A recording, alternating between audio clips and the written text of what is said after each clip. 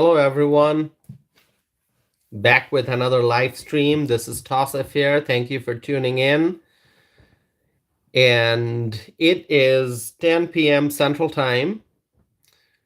So it's not the usual 9 p.m. that I always try to do my live streams. It's 10 p.m. I had a busy day. I was outside this evening and just got back home a few minutes ago.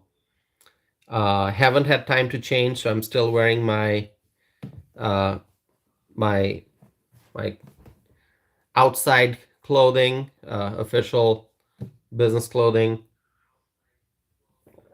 Drinking tea. I already had dinner. I'm drinking tea now, and there are quite there are quite a few important things I need to discuss. So I appreciate the viewers being a little flexible and understanding that sometimes I may have to change my live stream schedule. I always appreciate that very much. My friends, I'm going to wait for maybe a minute more before I get started. And there are some important things I want to talk about. Um, and so I just want to allow a little bit of time for people to join. I think that people usually expect me at 9 p.m. And if the schedule changes a bit, I don't know if everyone's getting my notifications. But anyways, that's why I want to allow a little bit of time before I get started. But in the meantime, please write something in the chat window. Say hello, write where you're from. Or I could ask an icebreaker question. If you want me to ask an icebreaker question, I can do that. But anyway, you can just let me know how your day has been so far, what the weather is like, what kept you busy, was the day good overall? Are you looking forward to the weekend? Well, it's Wednesday. The weekend still, we still got 2 more weekdays left. But if you've got any plans for the weekend, you can share that. And I'm going to jump into the discussion in a few seconds here. So yeah, I see more people are joining. Great. Welcome. Welcome to the live stream. I have a few really important things I want to talk about. I'm going to get started in a couple seconds here, maybe 5 seconds. Okay. Terry is here, my friend. Terry writes, hi, South Dakota. Spent 45 minutes shoveling snow today. So you've had a lot of snow then, Terry. Hope everything's okay now. Hope there won't be any more snow. Oh, I see more people have joined. Welcome. Please write something in the chat window. And I'm going to start the discussion here. So, my friends, let me start with the tragedy in Baltimore, in Maryland. I talked about it yesterday. It's really, really heartbreaking that people have lost lives. People have lost lives. This container ship named Daly collided with the Francis Scott Key Bridge in Baltimore. And the question that I asked yesterday, how did this even happen? How does a ship collide with a bridge? Okay. We're going to have to wait for the answers. But the situation is heartbreaking because 6 people were missing. And I saw in the news today that 2 bodies have been recovered and others are still missing. And so now it's a recovery operation based on what I read. And the Maryland authorities on Wednesday today said that 2 bodies were found after after the incident. So divers recovered 2 bodies. Really heartbreaking. Divers found a pickup truck underwater, submerged. Okay, it was I think under, based on the reports that I read, it was under 25 feet of water. and they found two bodies trapped inside. It is, I don't have words to describe this tragedy, okay? And all I can say is we have to continue to pray for the families, for everyone, for all the people who have been affected by this bridge collapse, okay? It is truly heartbreaking and sad. And we are waiting for answers. And that's also a painful process. If you are waiting for answers, something terrible happened, and you're waiting to find out how it happened, what exactly went wrong, and you know that you're not going to get the answers so easily. It's going to take time. There'll be investigation, there'll be many things to look at. It's a complex issue, and that whole process of being patient and waiting for the answers, that is very painful, okay? And I know it's very difficult for the people of Baltimore, for the people of Maryland, um, for the people who use that port, the shipping industry. It's just this incident is going to have impacts going far and wide. First of all, there's the actual incident that happened and the tragedy, the loss of lives. And then you have to think about the economic impact, which I talked about in I spent a lot of time talking about it yesterday, so I'm not gonna go into the details today. But we just have to wait for the answers. And Terry writes, do you really think we'll get all the answers? Terry, that's a good question. I don't know if we are going to get all the answers. I don't know. But um, I'm also not going to assume that we're not going to get the answers. So if you ask me, are we going to get all the answers? I don't know.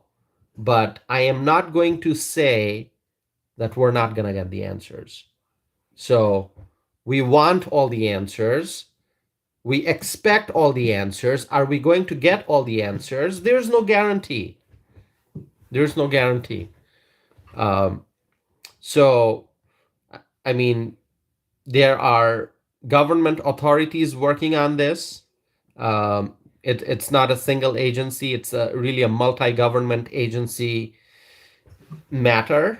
Obviously, when something like this happens, you've got law enforcement, you've got the Coast Guard, you've got the Department of Transportation, um, you've got the president directly and his administration looking at it, and then you've got the Maryland authorities, so state, local, federal. It's a multi-agency issue, something this big. And Terry writes, shouldn't we get all the answers? Yes, we should get all the answers because we expect transparency and accountability, right? That's what we expect. So we should get all the answers. We hope for all the answers. We expect all the answers. We want transparency and accountability, but there's no guarantee. How much of information will be released to the public, how much will not be released to the public? There's no way for me to know. And how long is it going to take? Is it going to take days, weeks, months, years? I don't know. And Terry writes, there you go, taxpayers will be building back that bridge.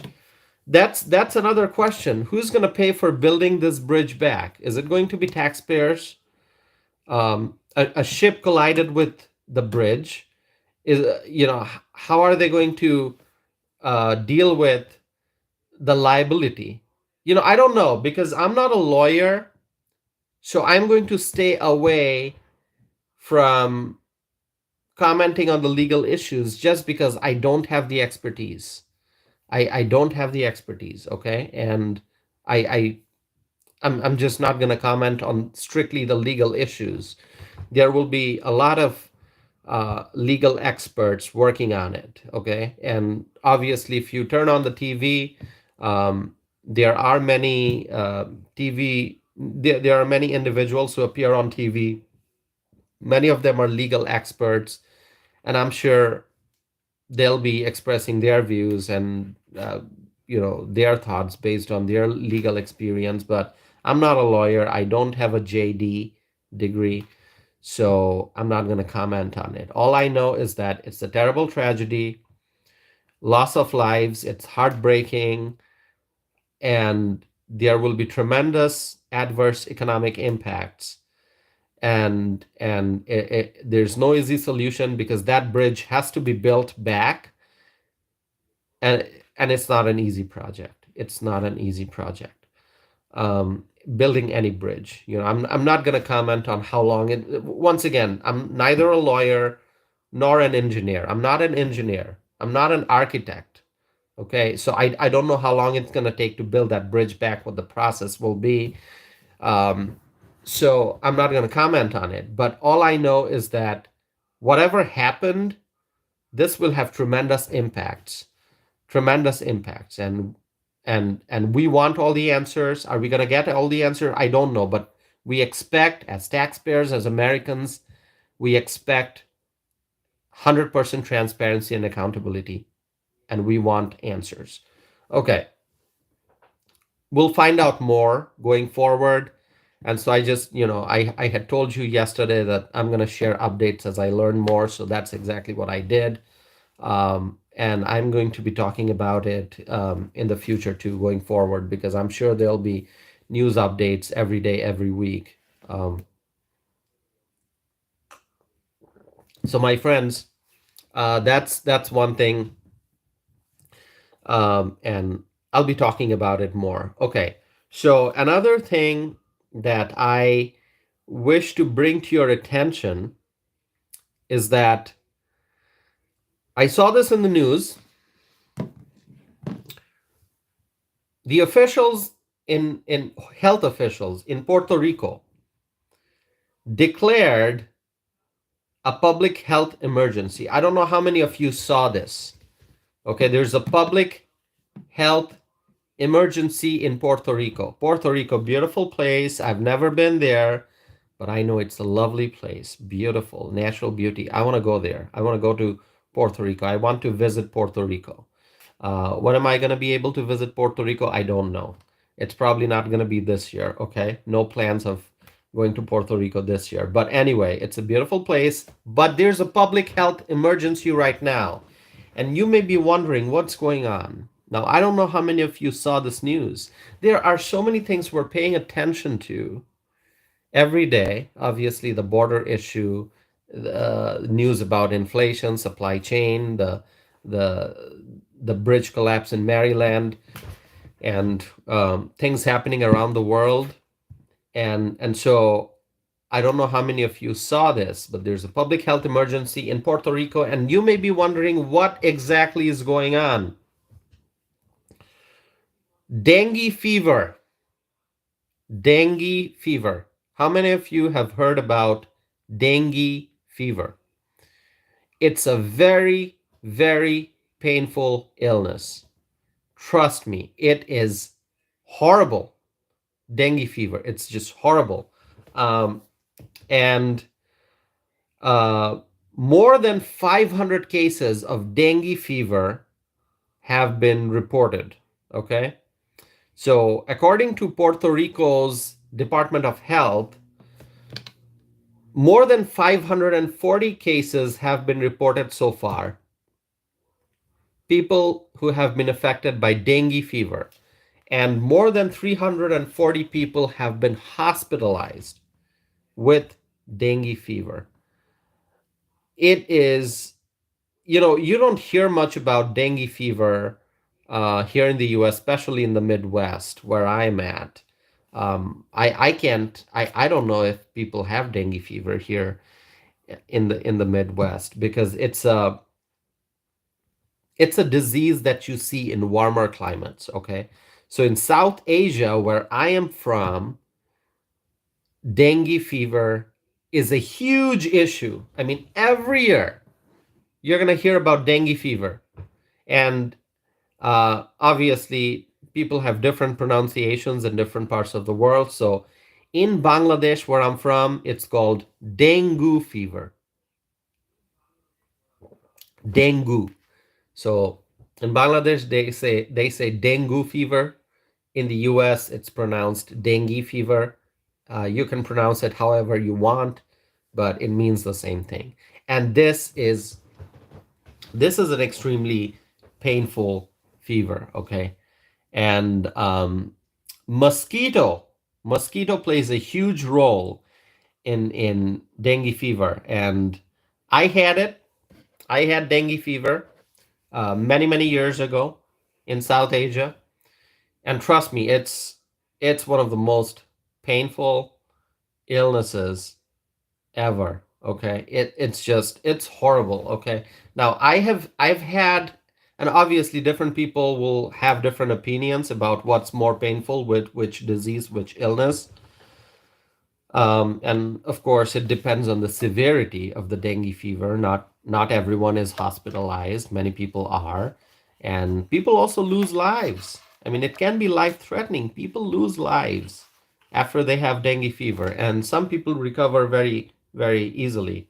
So when I had dengue fever, it was so horrible. I mean, I can't describe that feeling, what you feel in your body. Okay, but let me just tell you, I had dengue fever many years ago.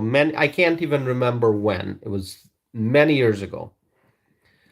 And I've also had COVID. So in 2022, I had COVID. And let me tell you, dengue fever, far worse than COVID in my personal experience. Okay. Now, I did not have a severe case of COVID. I was not hospitalized with COVID. And so, I know a lot of people, obviously so many people were hospitalized because of COVID, and a lot of people spent time on the ventilator. So that's a serious case.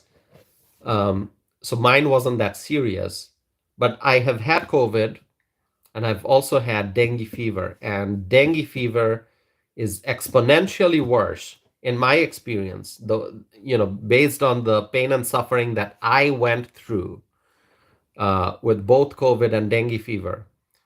In my case, I experienced, and let me just say, in my opinion, for me, dengue fever was exponentially worse and painful than COVID.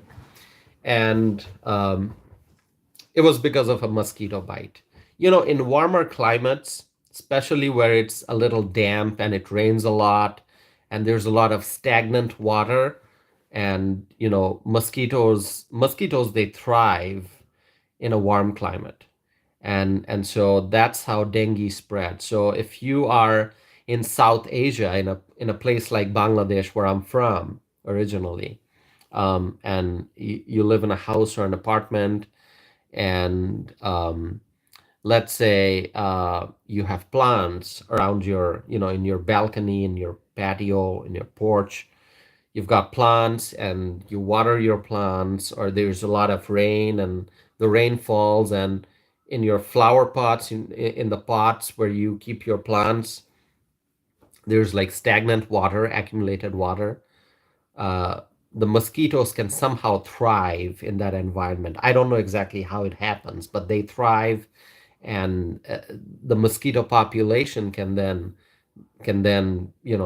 cause dengue fever to spread.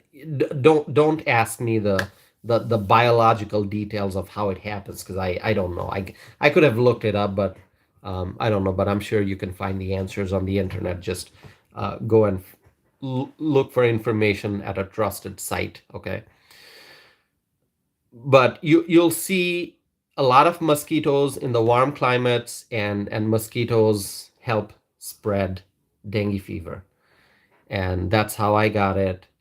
And you can't really run from mosquitoes. I mean, imagine, mosquitoes are so tiny, but you can't escape from them. Okay. um Nature is so funny, right? I mean, this little thing, a mosquito, can can lead to the spread of so many illnesses, life-threatening illnesses. It's just mind-boggling to think of this. Anyway, so I had dengue fever, and in my case, what happened was my calf. the portion of my leg was all red. Okay, so if you looked right below my knee on the backside in the calf area, it was all red. I was so sick, and I don't know why that happens. Why um, the skin turns red? But I was hospitalized with dengue fever, and it was just so painful. And also, what ended up happening, the doctor had to check my platelet count because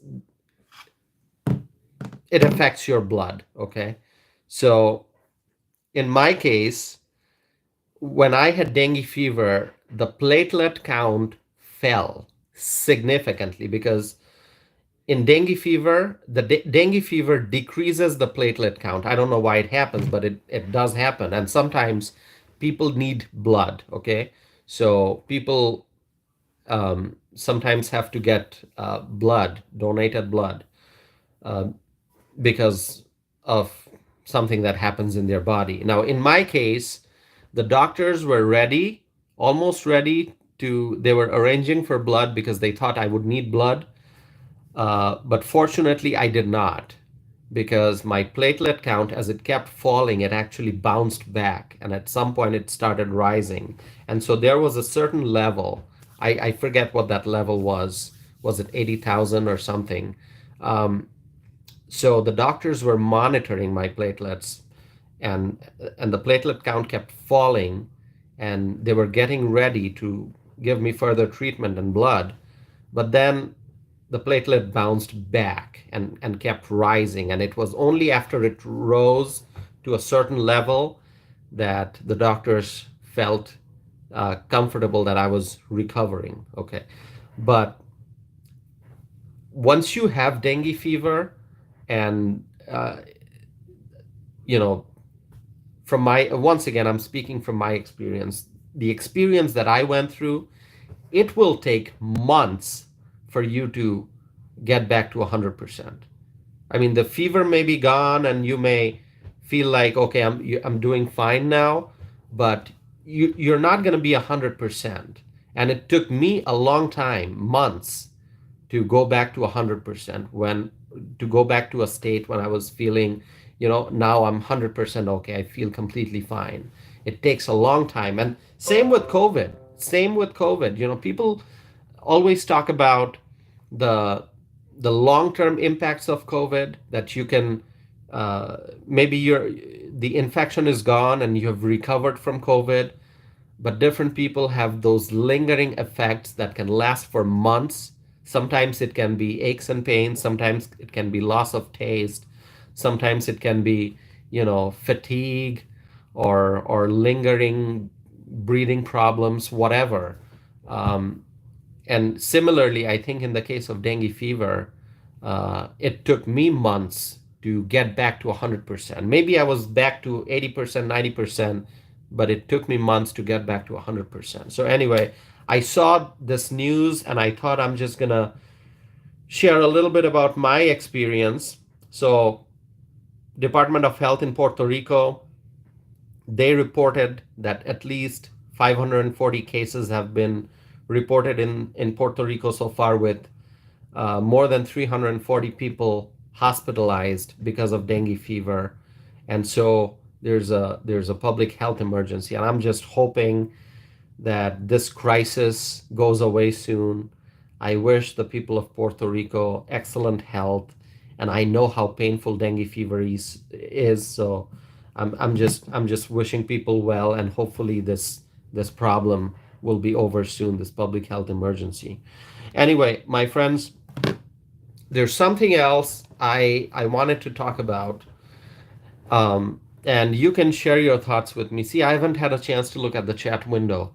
Um, oh, I see Terry wrote some comments.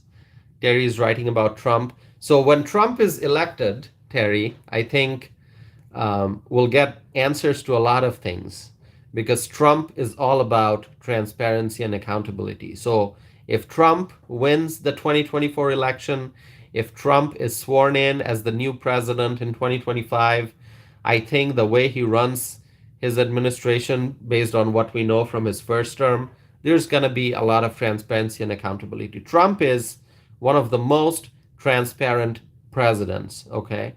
And I know people complain about Trump always being active on social media and tweeting, which Trump hasn't done in a while because Trump is now using Truth Social rather than Twitter. And by the way, it's no longer Twitter, it's X.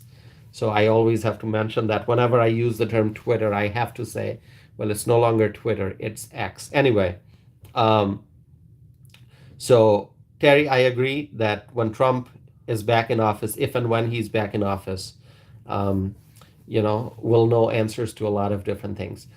So, what I do want to talk about is this illegal immigration crisis. And I was thinking about, and I was actually talking about illegal immigration, not on this channel today, but I was, talking with someone about this border crisis. And I was also watching some news reports and updates, and I saw this interview, this short clip of an interview.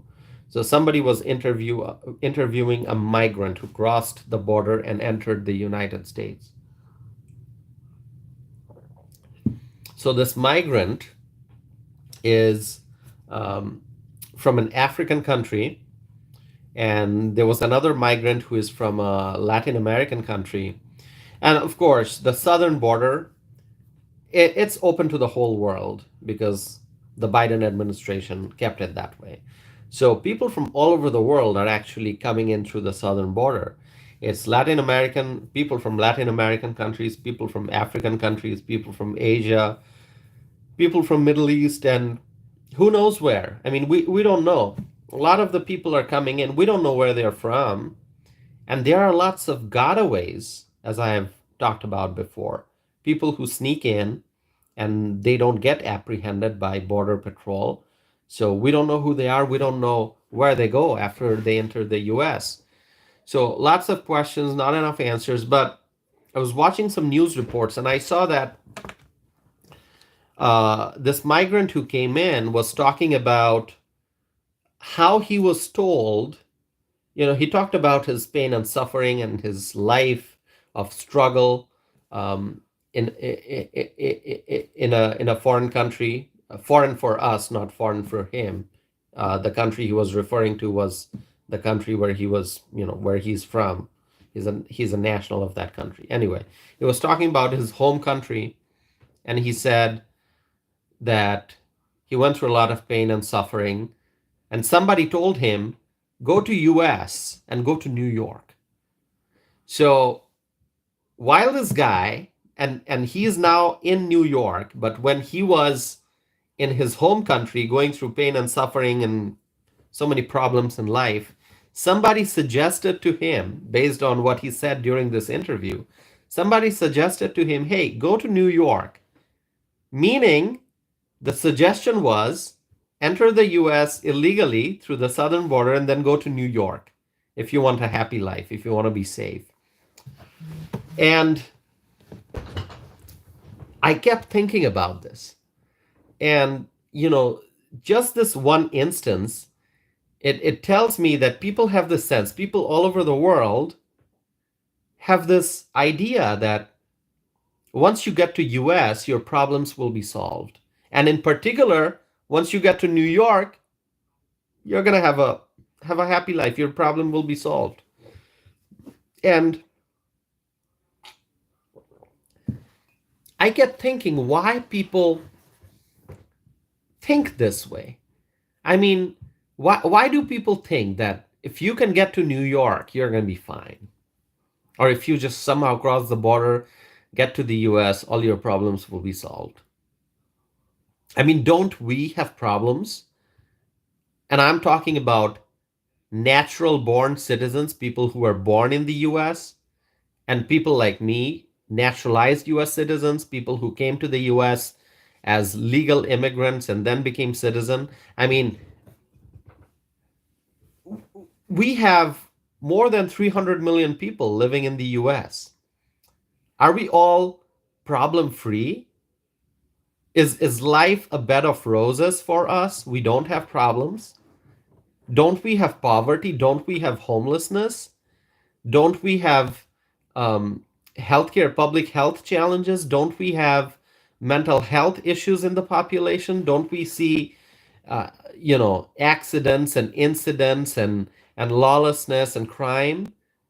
We have lots and lots of problems, but somehow there are people out there in the world who think that once you get to the US, all your problems will be solved. I mean, why is it that people think this way? Why do people have this idea that, hey, somehow cross the border, make it to New York, and you're going to be fine? I mean, what's so special about New York? I mean, I understand what's so special about New York because New York is run by liberal politicians who are gonna snatch money from American taxpayers and use those money to provide services to the migrants. I guess that's what people like, people who are coming in through the southern border. I mean, it's like a fairy tale land. You go there and you're gonna get free housing, you're gonna get free food, you can go to the emergency room, get medical services, you don't have to pay your bills, and that's New York. Okay, that's how people see New York. That you just somehow show up, somehow make it to New York, and your life's going to be comfortable because you're going to get free stuff. Okay, but somebody's paying for it, and I don't know how many times I've talked about it. If you follow my channel, then you have heard me talk about it numerous times, that nothing is free. Somebody's paying for it. Who's paying for it? The American taxpayers. Let's look at the chat window. Terry writes, they should go to Sweden, but Sweden won't let them in. So Sweden won't let. I don't know about the border security in Sweden, but I'm sure it's they protect their borders. That's what I'm guessing. At least my friend Terry is writing that Sweden won't let them in. Terry writes, U.S. should be considered the land of opportunity. U.S. used to be considered the land of opportunity. The Yeah, I mean, it is the land of opportunity, but nothing is free. Nothing is free. You have to work for everything. I mean, it is the land of opportunity because in the US, if you have creativity, if you have skills, if you want to work hard, if you are honest, and if you um, you know take advantage of the opportunities that are available, you can be successful. You can be law abiding and successful at the same time.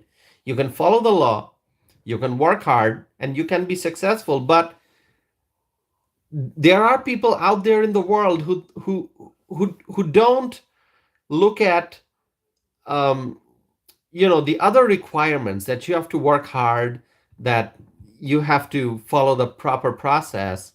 They just see New York as a place where you can go and your problems are going to be solved just like that. That does not happen, my friends. But people also get their information from what they see. What's happening in New York? I mean, I've talked about it in my latest podcast episode. New York City officials are starting to hand out prepaid cards to migrant families. A migrant family of four, two adults, two children under five, reportedly will get $350 per week to buy food and baby supplies. And so the migrants who are going to be getting these prepaid cards, for them, it's so wonderful. Because the way they see it is they're going to get it for free. They don't have to work for it. They just get it just like that. Who's paying for it? They're not going to think about it. We are going to think about who's paying for it because we, the taxpayers, are paying for it. And so the message spreads, hey, go to New York and you're going to get prepaid cards. Go to New York, you're going to get free housing. Go to New York and you're going to be fine. Because the liberal politicians are going to take money away from hardworking taxpayers to give free stuff to the illegal immigrants. And so this is the message that people in all around the world are getting. And that's why you see this crisis at the southern border. Number one, the border's open. Number two, people are coming in, they are hoping for all the free stuff. And so I saw these interviews, and the migrants, some of the migrants were saying that they were told you just have to go to New York.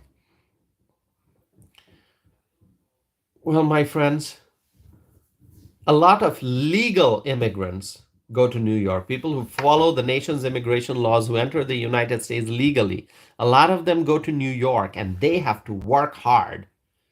I'm not talking about 8-hour days. I'm talking about 12, 16-hour days. They have to work hard. They have to work multiple jobs. Then they have to pay taxes, and they work hard in order to make money, in order to be successful, and they still fall behind. And I'm talking about the legal immigrants, the hardworking American citizens. But then on the other hand, the illegal immigrants come in and they get free stuff. So there's something wrong, my friends. There's something wrong. And so people have asked me that, hey, don't you think that the legal immigration process, it should be improved? It takes time. I mean, why do people have to wait for so many years to get an immigrant visa? Why can't the process be more efficient? Absolutely. I understand all those points. And I agree that the legal immigration process can be improved, just like any other government process. It can be improved. But how are you going to improve it while the southern border is wide open? So the first step would be to secure the southern border, to enforce our nation's immigration laws, and to then explore ways to improve the immigration system. So it's not going to happen overnight. It's going to have to be a work in progress. And people can, policymakers, government officials, they can work on it. But the first step would be to secure the southern border. Let's look at the chat window here. Terry writes, if they watch American TV, it looks wonderful. Well, Terry, then people should also watch some of the reality shows in which they highlight the different crimes and the different problems taking place in society. I mean, when you're talking about TV, I understand if you're watching the glamorous movies that show a peaceful life and everything's nice and shiny and bright, that's one thing. But there are TV shows that highlight the problems of homelessness, drug abuse, mental health problems, challenges in the healthcare system, poverty, and other issues. So I think it depends on what TV channel you're watching, what movies you're watching, right? There are many movies that highlight problems that we see in society. So no country is paradise. There are problems everywhere, but there have to be efforts to try to improve the system. Okay, so in the US, we should be working on improving the healthcare system, in improving the transportation system, in improving the social security system, in improving the energy sector. So we should be working on strengthening our military. We should be working on providing more resources to the law enforcement community so that they can do their job in a better way, so that they are not facing government red tape and hurdles and lack of resources. I support the men and women in blue. I think they need to have more resources so that they can combat crime. So, there are so many things in our country that we can work on. There's always room for improvement. No place is perfect. But what really bothers me is that there are people out there in the world who think that all you have to do if you want your problems to be solved, all you have to do is get to the US, and better yet, get to New York somehow, and your problems will be solved. That never happens.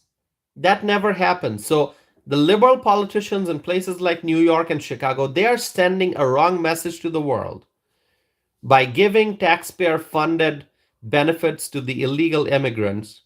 The liberal politicians are sending a wrong message. They are enticing more and more foreign nationals to enter the United States illegally, to break our nation's laws, and they're coming in with the wrong idea. They're coming in with the idea that they're going to get free stuff. But everything is limited. No matter how much resources we have, the resources are still finite. The money will run out at some point. I mean, look at Denver. I have not seen news about Denver in the last few days, but I mentioned one thing previously, that Denver is looking at a projected budget deficit of $180 million. $180 million budget deficit projection in Denver, a great American city. How does that happen? Because resources are not unlimited. Resources are limited. Resources run out at some point. Let's look at the chat window here. Um,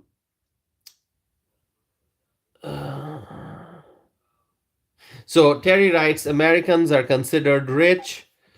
We can afford to give. We can afford to give all this free stuff. They. Do you mean we can or we can't? Because the way I see it, we cannot afford to give all this free stuff. Um, And Terry also writes, they don't know that our cost of living is just as high.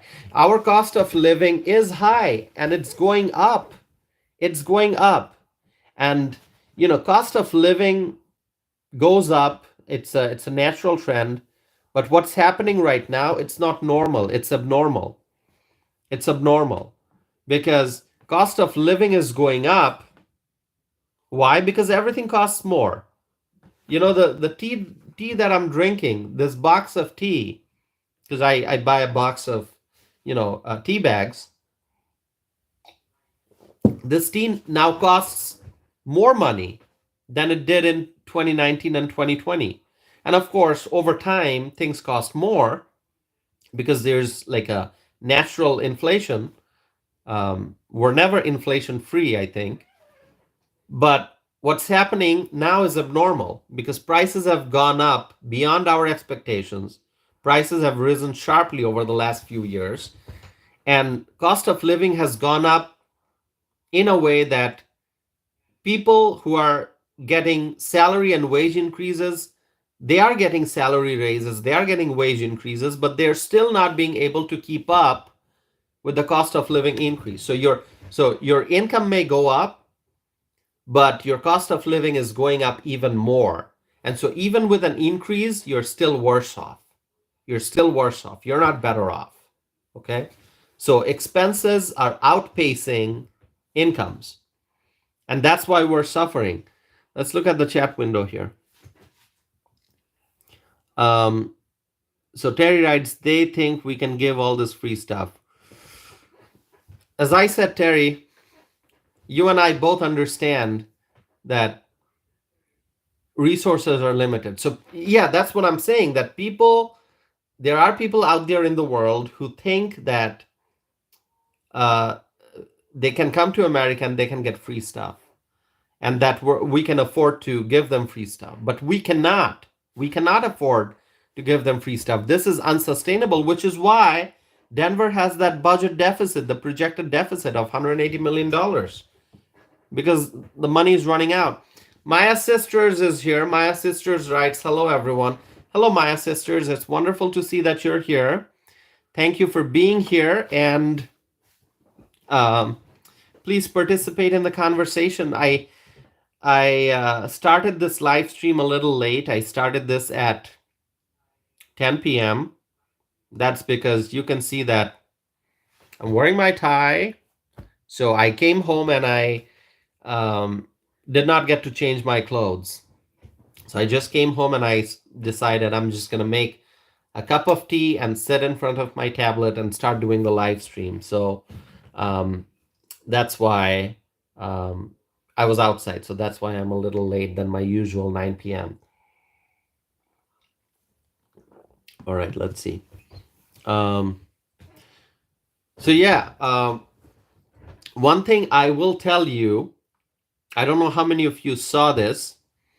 Uh, oh, Maya sisters, right? Great to see you. I had a late evening, so all is good. All right, wonderful. Glad that you're here, Maya sisters.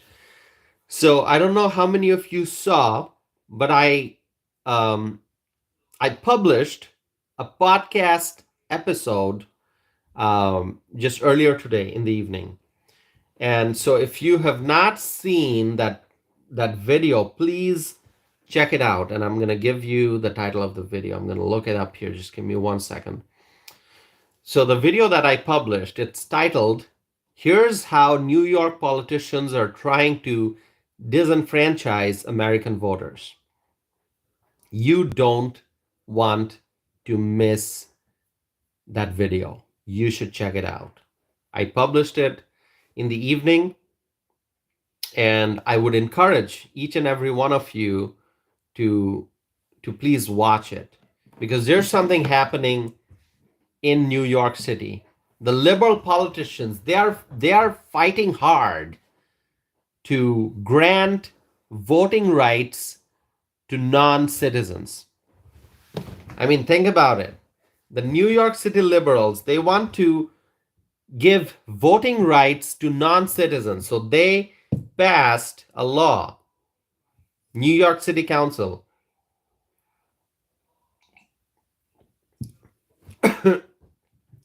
they passed a law to give voting rights to non-citizens, legal non-citizens. And there was a legal challenge, and a court ruled that the law is unconstitutional, and it seemed that that would be the end of story. But no, it seems now that the city council is appealing that ruling.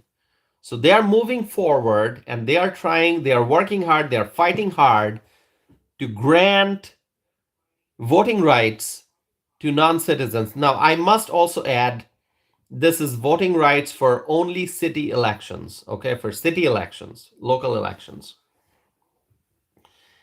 And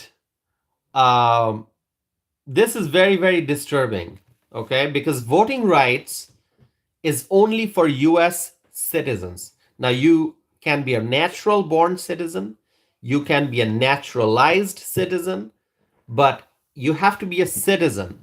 So let's say you are here in the US on a green card, which means, you came here through the legal process, and you are here, with a green card, you're able to work, you're able to live here and work here, everything's fine.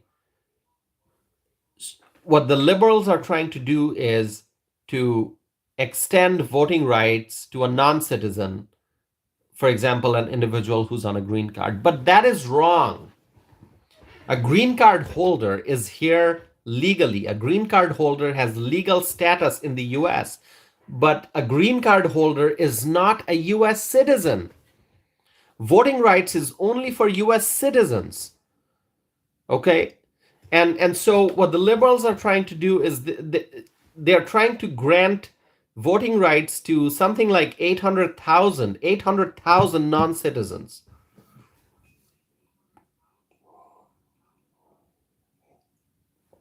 Excuse me, I'm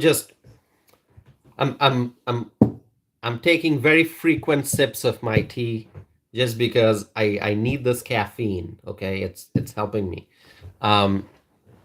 And then again, I do like drinking tea at night, because I do tend to stay awake. I don't go to sleep. Usually I'm sleeping after midnight. Okay, so it's usually past midnight by the time I go to bed. And so even after I end my live stream, I like to do some writing. Sometimes I do some reading. So I like to stay awake. And so anyway, I'm drinking tea. I know it can be a little distracting as I'm taking sips while doing live stream. I hope you understand that. And by the way, I think I've shown you this before. This is my Wisconsin cup. Got this from I got this from Starbucks. I don't know when. It's been a few years, I think. It's a Wisconsin, proud Wisconsin cup. I love it. I've got two of these, not the exact same design, but Wisconsin themed cups from Starbucks. And I have many other nice cups and mugs, but this is one of my favorites, obviously. I love Wisconsin. Badger State. I love it. All right, let's see. Okay, let's see the live chat window here. Terry, Maya Sisters is writing, correction, Mexico wants us to give 30 billion to southern countries, not a request, a demand. So I talked about this. I have talked about this, okay?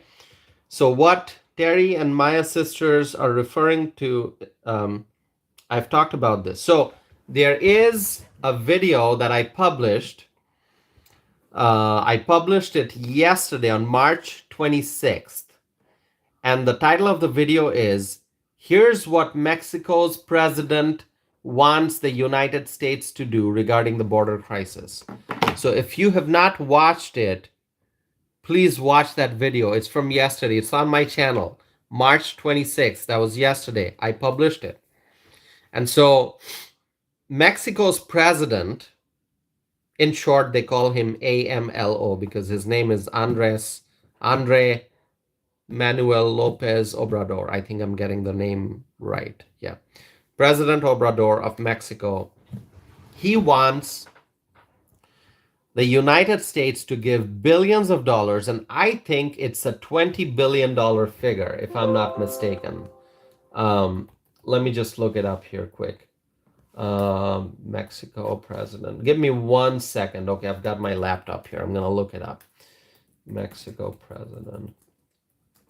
20 billion. Right. So Mexico's president demanded that the United States give 20 billion with a B, billion US dollars to Latin American and Caribbean countries every year. In addition to that, Mexico's president wants the United States to lift sanctions on Venezuela and end the embargo on Cuba. I mean, just think about it. This guy, the president of Mexico, he's trying to dictate our foreign policy. Okay, so I'm glad that Terry and Maya Sisters are talking about this in the live chat window. But if you want to see my video, I made an 8-minute, 50 seconds, almost a 9-minute video on this, published yesterday. You should take a look at that. And so this guy is trying to dictate what our foreign policy should be.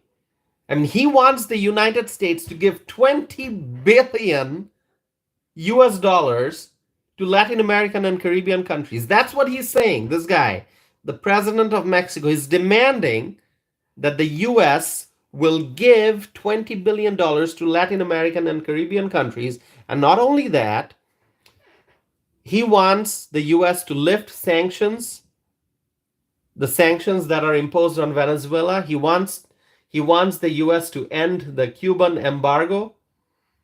And not only that, President Obrador of Mexico, he wants the United States to grant a pathway to citizenship for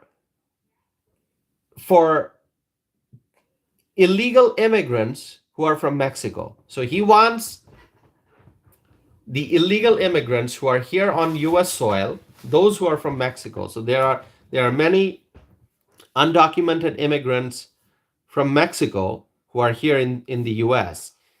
President Obrador wants the US to grant all those Mexican nationals citizenship. I mean, just think about it. Just think about that that demand.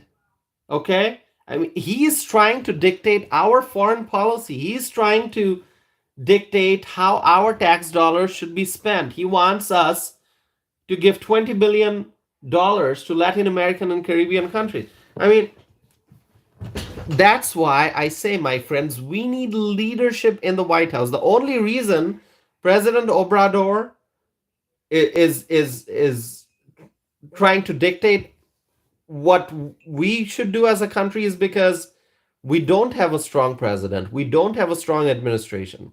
I mean, think about it. If Donald Trump was in the White House right now, do you think that President Obrador would make such demands? I don't think so. So we need strong leadership. We need Donald Trump back in the White House. And that's why the 2024 election is so very important. It's so very important. Let's see. Mm,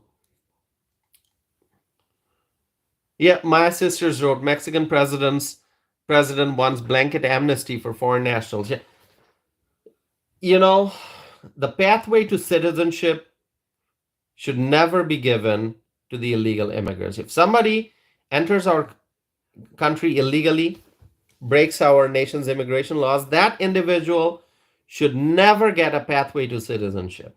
Should never get a pathway to citizenship. The pathway to citizenship is only for legal immigrants, not for illegal immigrants. And so, anyway, watch that video that I published yesterday. I strongly recommend it. It's almost a 9-minute video, so it's not too long. All you have to do is plan for 10 minutes, watch that video, um, and let me know your thoughts. Okay. So anyway, my friends, we have to, as I was saying, we cannot continue to spend our tax dollars to give housing and food and other services, medical services, to the illegal immigrants, because this is sending a wrong message to the world. People around the world think that if people can just somehow make it to New York or Chicago or San Francisco or LA or Denver, if people can just somehow get into the US, then they're going to get free stuff and life's going to be fun and easy. No, we have many challenges in the American population. American veterans, many American veterans, people who served in the military, people who served our country, many veterans are now homeless. Many veterans have healthcare problems and they're not getting help. Many veterans have mental health issues and they need help. So why are we not spending our tax dollars on helping American citizens and American veterans? It's sending a wrong message to the world. And I was shocked when I saw those brief interviews. This migrant was talking about how he was told, just get to New York. It's an entirely wrong message that we are sending, not we, but the liberal politicians. The liberal politicians are sending a wrong message to the world. The message should be that only legal immigrants are welcome. Illegal immigrants have no room in our country. No room for illegal aliens. No room for illegal aliens. And that's why, my friends, I mentioned this before, I'll say it again. I sent a message. I had a few recent speaking engagements. I spoke before a few audiences. And I said, the local elected officials, so city officials, county officials, village officials, town board officials, the local officials in communities across the country should proactively declare that our communities are not sanctuaries for illegal immigrants, that we will not spend taxpayer dollars on migrant housing and migrant food and migrant medical services. Okay? And obviously, the Biden administration is not doing its job. So the local elected officials need to step up and declare that, hey, in our community, we're not going to spend a dollar on the illegal immigrants. Don't expect free housing. Don't expect free food in our community because we're going to prioritize American citizens. We're going to help the American children in need. We're going to help the American citizens in need. We're going to help the American veterans in need. That should be the message. Okay? But right now, with Joe Biden in charge, and with people like Eric Adams and Brandon Johnson in charge in sanctuary cities of New York and Chicago, foreign nationals think that our country has free stuff, free things that they can just come and take advantage of. This is very, very wrong. Very, very wrong. It's a wrong message. Let's look at the chat window here. Uh, so I see a conversation here about our trade policy. Terry is writing about. Uh, Terry is saying Trump would tell Mexico we're going to raise Mexico tariffs to pay for every other country. Yeah, Trump, he had some very bold policies. We know that because he was putting America first. Trump was working hard for the American people. He prioritized the American economy. He was trying to help the manufacturing sector. He was trying to help the small businesses. He was trying to help the American taxpayers with tax cuts. So Trump was doing everything right. In terms of foreign policy, Trump was strengthening our relationship with the allies, and Trump was sending a message to our adversaries that America is strong. So peace through strength. That was Trump's strategy. And the world was a better place. I mean, the world is never problem free. There will always be problems and clashes and conflicts. But you have to see, which president got us closer to peace and prosperity. I mean, right now we're moving away from peace and prosperity with Joe Biden in office. But when Trump was in office, the economy was great. People were doing well. We had great relationship with our allies. And the world was a much better place. But now there are so many clashes and conflicts and wars and unrest in so many different parts of the world. I'm not going to even list all the problems that we see around the world because there are just way too many.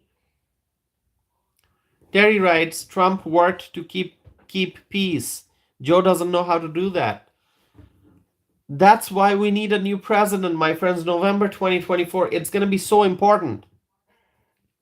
And I'm looking forward to Donald Trump's visit next week. I've said this before. Trump is scheduled to do a rally in Wisconsin on April 2nd. April 2nd. That's coming up. And April 2nd is also the spring election day here in Wisconsin. And so where's Trump going to be? He's going to be in Green Bay, the beautiful, beautiful city of Green Bay. Green Bay is just such a wonderful city. The last time I visited Green Bay was this month on the 12th of March.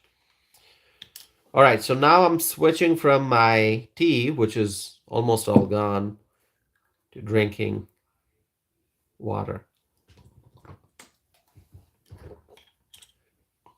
We have to stay hydrated. And my friends, let me tell you, this weather has been so crazy. We had some bright and sunny and warm days, and then we had some cold days. We had some snow, then we had some rain, some cloudy, gloomy days, and today it was much better. And so the temperature just keeps fluctuating. It drops and it rises, it drops, it rises. It's hard to keep track. And this really affects human health because our bodies have to adjust to all these changes happening so rapidly. The temperature drops and then it rises, it drops, it rises. Anyway, It's just, and now people are talking about the eclipse that's going to happen on what, April 8th? Is that the date? Oh, I haven't talked about the eclipse yet. It seems to be a very big event that's coming up. Obviously, we don't have control over the event because it's happening in the skies. We can't stop the moon from moving. We can't stop the sun from moving. So we have no control over it. And that just tells you, hey, we can't control nature. Nature controls us, right?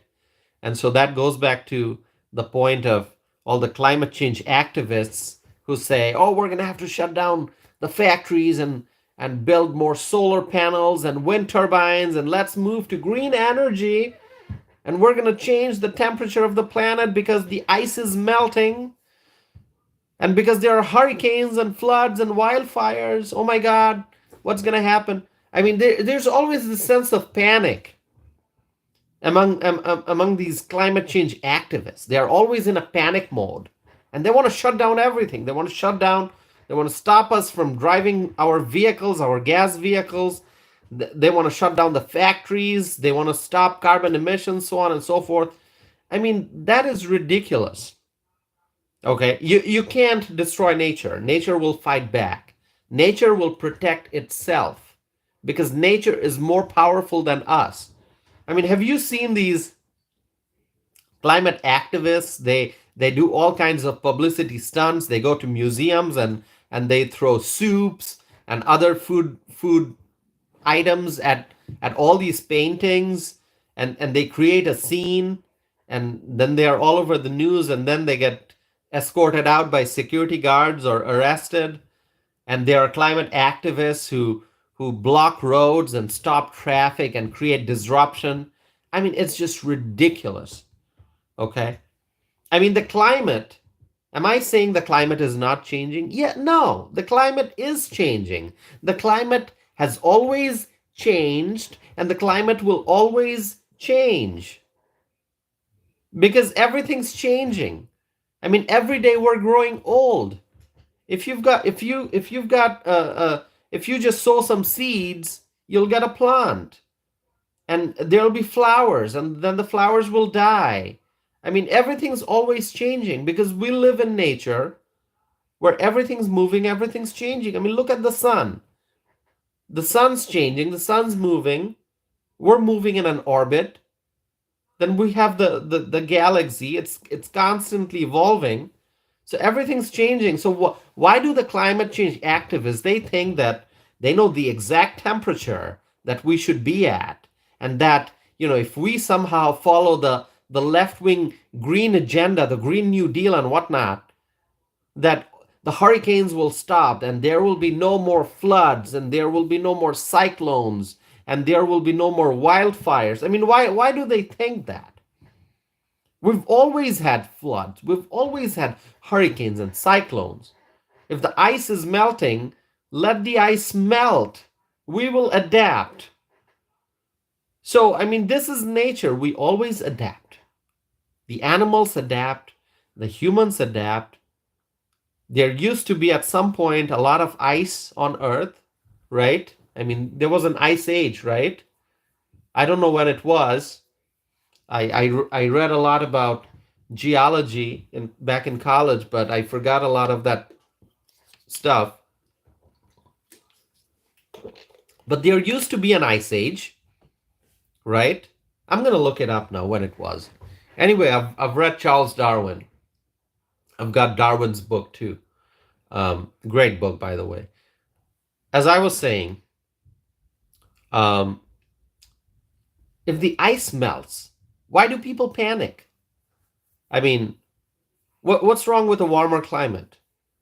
And if the ice melts, what's going to happen? The ice will melt. There'll be more water. And of course, the scientists will say, oh, this is going to happen, that's going to happen. Anyway, I'm not going to go into those. But let me just tell you, I am not in a panic mode because the ice is melting. Okay? I'm not in a panic mode because there's going to be a hurricane. I mean, there'll always be hurricanes. If you live in Florida, my friends, if you live in Florida, be ready to deal with hurricanes. Hurricanes happen every year. There's a hurricane season because hurricanes happen.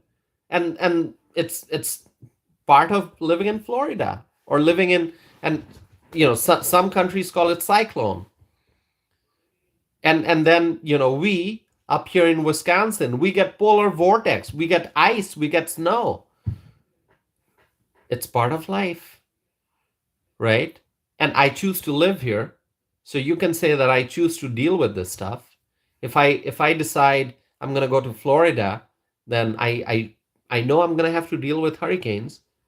It's part of life, okay?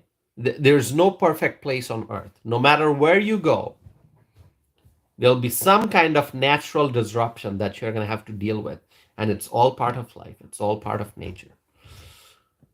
So it's okay. There's no reason to panic. Now, of course, there's reason to panic, but that's a different reason. When I look at the southern border, that puts me in a panic mode because that's the real threat. So many people coming into the country illegally, and then there are so many gotaways, people who sneak in, and we don't know who they are. We don't know where they're from. We don't know their background, their history. And because they sneak in, and they don't really come face to face with border patrol, they don't get apprehended by border patrol, we don't know where they vanish, where they go after they come to the US. We don't know. And that's the real concern. That's the real panic. That's the real crisis. That's the problem that we have to solve. When I look at inflation, when I see the price tags at the grocery store, that's the real concern. That's what we have to fix. When we see military conflict and political unrest and social unrest in different parts of the world, those are things we need to be concerned about. Hurricanes, we're going to have to deal with hurricanes, floods, wildfires.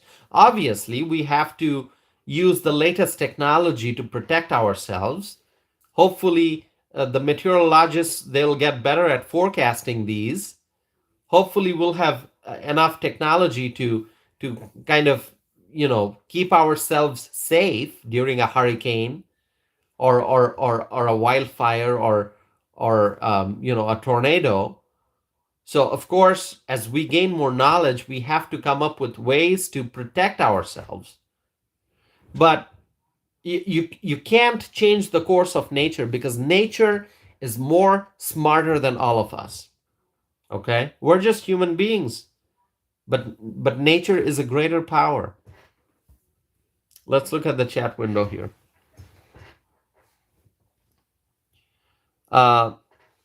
Yeah, Terry is writing about greenhouse gases.